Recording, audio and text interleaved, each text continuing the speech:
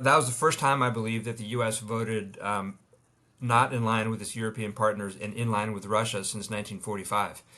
So clearly a big shift, and I think this is Trump trying to pave the way with Putin for side deals that allow access to those minerals.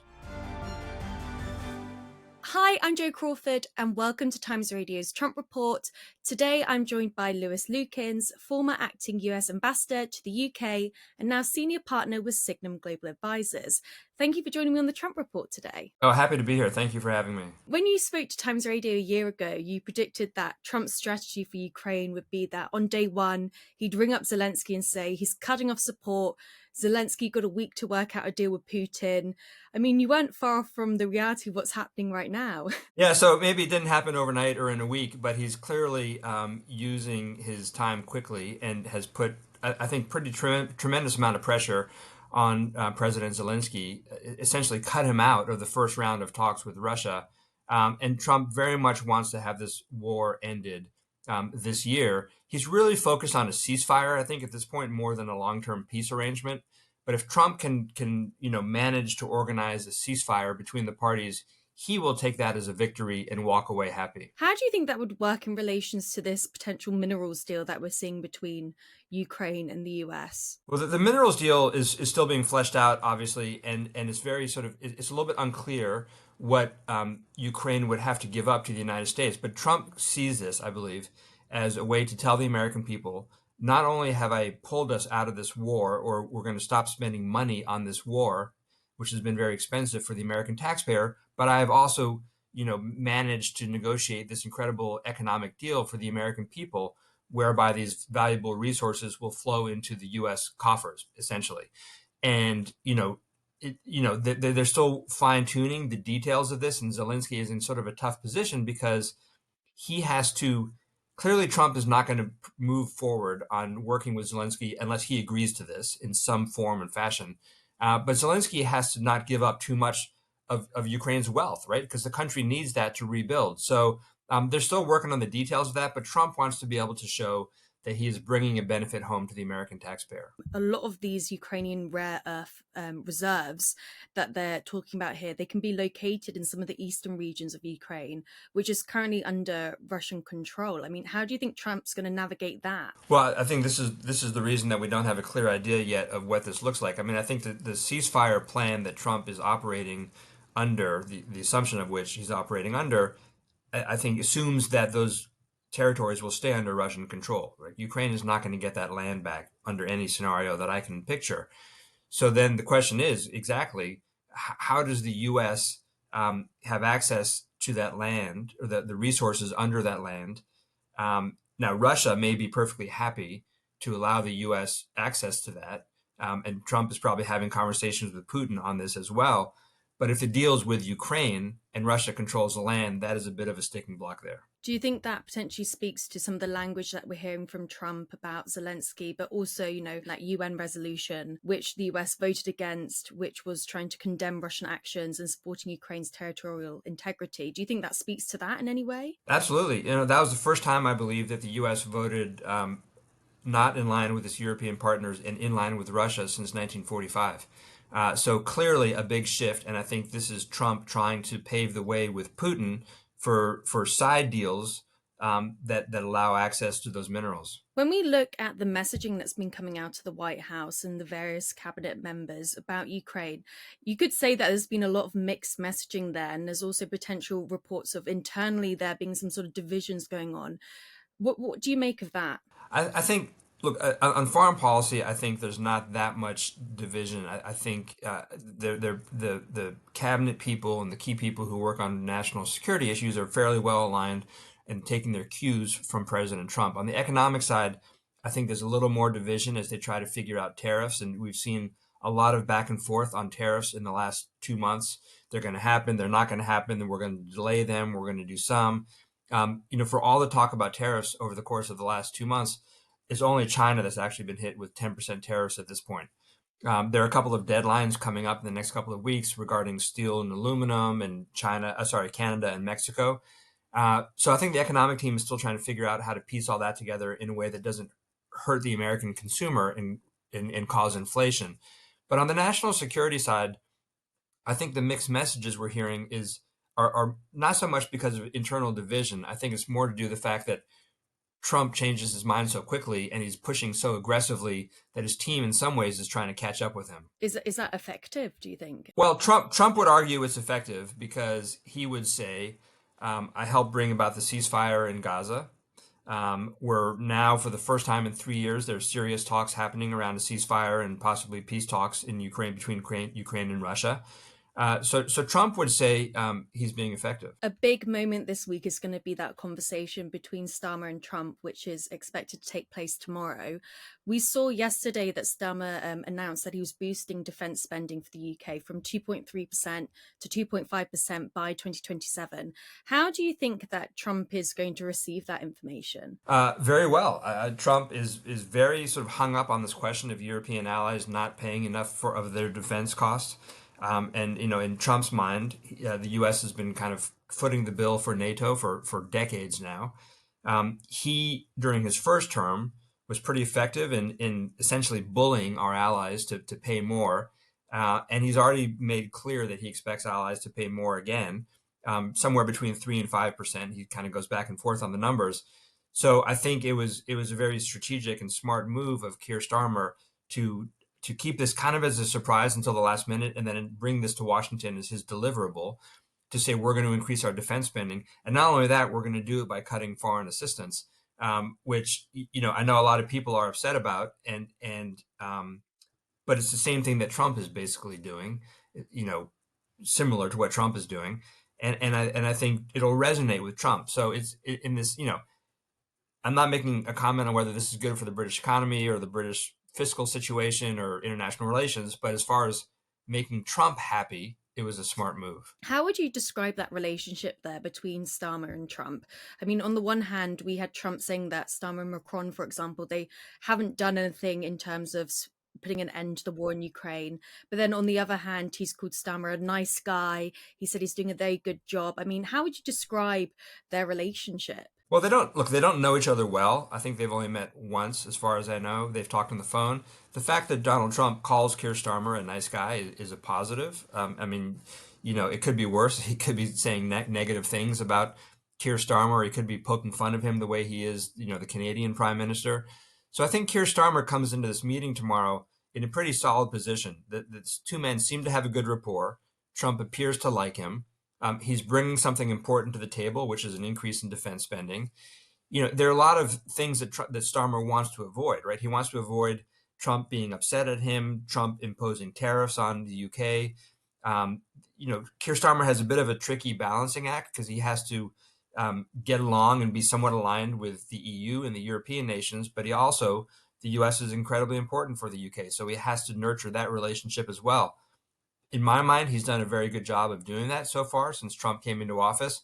But tomorrow is the first actual sit down between the two leaders, will be incredibly important. How would you say that Starmer should navigate that talk between him and Trump tomorrow? What do you expect Trump to want to hear from the UK Prime Minister? I think, and he has a roadmap to do this because we all know how President Trump operates now and how foreign leaders can sort of stay on his good side. It's basically to be somewhat obsequious and just flatter the president. There will certainly be issues that come up in the meeting, on which Keir Starmer disagrees with Donald Trump. My suggestion would be don't publicly disagree with him. We saw earlier this week President Macron interrupt the president and correct him during a press conference in the Oval Office. I would not recommend Keir Starmer do anything like that. I think this is definitely a case of disagreements should be kept private and behind closed doors. But anytime there are other people and certainly media in the room, I would just keep it happy and just nod and smile and go along with what the president's saying. Do you think it's risky for the Prime Minister to just toe along that line? He can disagree gently, but Trump is so sensitive to people disagreeing with him, and he can turn on a dime and go from being Mr. Nice Guy to the angry Trump. And I think Keir Starmer's objective in this first meeting in person, I believe, should be to establish a rapport, to build on the good vibes that the two men have already established, and use that foundation, build a foundation that he can then down the road be able to pick up the phone, call President Trump, and say, "Hey, this is not right. You should do it this way." But to be able to have that kind of relationship with President Trump, where you can call him out on things, you have to build that foundational relationship first that enables you to have that access and that ability to do that. And I think that's what tomorrow's meeting is about. Starmer has said previously that there needs to be some sort of US backstop for a Ukrainian peace deal to be effective, to deter Russia from attacking again. By the sounds of it, it sounds as though Trump is sort of washing his hands of Ukraine. Do you think that Trump would potentially consider providing some form of backstop? So in Trump's mind, I think the minerals deal is a backstop, right? It's an economic agreement, not a military agreement. But if the U.S. is so invested in critical minerals and oil and gas from Ukraine, and there are American companies doing the work there to extract those resources, then the United States will de facto have an important stake in what's happening in Ukraine. So it's more of an economic guarantee than a security guarantee. But on the security side, I think you're right. I think Trump intends to essentially wash his hands of Ukraine, and in his mind, this is a European problem, and the Europeans need to deal with it. There isn't this sort of US backstop that Starmer's suggesting, or any sort of US support for Ukraine being continued. It seems even less likely that Russia will cease to continue its invasion into Ukraine. Look, it depends. I mean, this may be also negotiating tactics on the part of Sergei Lavrov, and we're in this position right now where both sides are trying to gain the upper hand in ceasefire talks. So, I think once the talks are agreed and the borders are delineated, I don't, and especially if there is a sort of economic guarantee or security guarantee, economic guarantee on the part of the United States, and possibly military or security guarantee by the Europeans, it's hard to see Russia sort of pushing on aggressively militarily and attacking European forces. I can't say it's impossible. I mean, Russia has done things like that before. But I think what Lavrov is saying today or this week is more part of posturing as a lead up to these negotiations. Let's turn towards the Trump administration itself. You told us a year ago that this administration would be in some ways less chaotic and more organized than his first administration. Do you still stand by that? I stand by the more organized piece, maybe not the chaos piece. Look, I mean, this administration came into office well prepared. He's got people surrounding him who are true believers. They've all been vetted. They're loyal to Trump. You don't have the people like he had in the first administration who pushed back on some of his policies, who, he would sign things and then they would hide them and Trump would forget about them. Remember, he fired a chief of staff. He fired his national security advisor pretty early on. That is not the case this time. We have loyal, competent people around him who are committed to effecting a pretty huge shift in how government operates in America. The chaos piece, it has felt chaotic, right? It's not chaotic in the sense that Trump is actually implementing policies that have been prepared over the course of the last couple of years by the conservatives in America. And so they are going through methodically and trying to change the way government operates in America. So it's not chaotic in that sense. It's chaotic in the sense that so much is coming at us at once that the media, the Democrats and the opposition, people are scrambling to try to figure out how to message around the changes that are happening. So it's not chaotic in sort of the planning and rollout of it. It's chaotic in how much is happening so quickly and how people are reacting to it. We saw some recent polling and it said that 54% of Americans had an unfavorable view and 37% had a very unfavorable view of Elon Musk. How do you think that's playing into the perception of Doge, Elon Musk? Do you think that's reflective of it among the American public? I think so.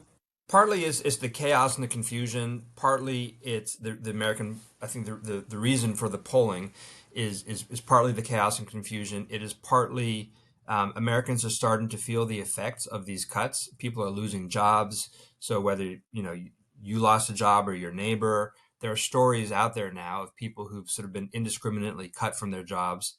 And people are starting to feel some of the downstream effects of these cuts. So just to give you an example, national parks, they've cut a lot of national park rangers.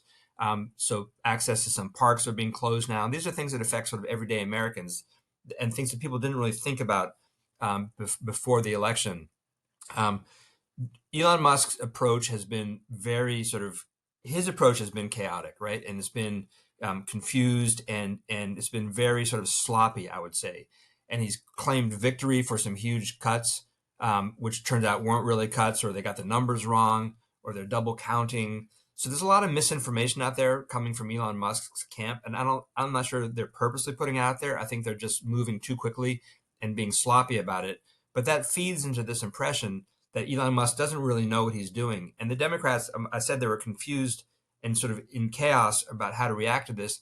They've been pretty effective in messaging that this billionaire is coming for things that benefit you in your everyday life, your social security checks, your food stamps, and they're putting out a pretty good message about this. And I think it's starting to kick in with hit home with some Americans.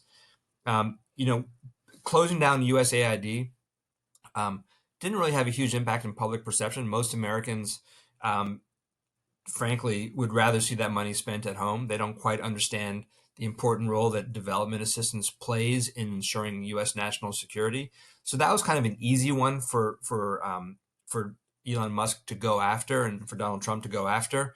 But when you start getting into agencies and programs that affect Americans on the ground in the United States, it suddenly becomes much harder to justify. If that feeling of dissatisfaction about Elon Musk amongst Americans, it grows, it sustains, how long do you think that Trump will continue to keep Elon Musk by his side? So we felt for a while now that this relationship is not going to last, more than maybe 6 months or so. I mean, I will say so far we seem to be wrong on that. The two men appear to be very close. In some ways, some of the cuts that Elon Musk is doing, as I just said, are unpopular. But by having Elon Musk make those cuts and not Donald Trump or the Republicans in Congress, there's sort of a layer of deniability there where Trump can kind of say, well, it's not me, it's Elon Musk. But at a certain point, I think the two men are so aligned now. They're seen as almost as one entity. And as the cuts have more negative downstream effects and become more unpopular, at some point Trump is going to try to distance himself. And I think that we're already seeing some pushback against against Elon Musk. And this took a little while to come, but his email over the weekend telling all 2 million federal employees you have to respond by Monday night with 5 bullet points of what you accomplished last week, or else you're going to be fired, basically. A couple big agencies, including the State Department, the Pentagon, the FBI, leadership in those agencies told their employees, don't respond. So they're right up, saying no to Elon Musk. So we're going to see more and more of this, I think, coming from Congress, Republicans in Congress, and from the administration itself. And so I do think at some point there will be a falling out. A couple months from now, we'll see. Maybe not 6 months, but when do you think, if you could put your money on it? Well, I'll hedge and say by the end of the year. Lewis Lukens, thank you so much for joining us on the Trump Report today. Thank you. It's great to be here.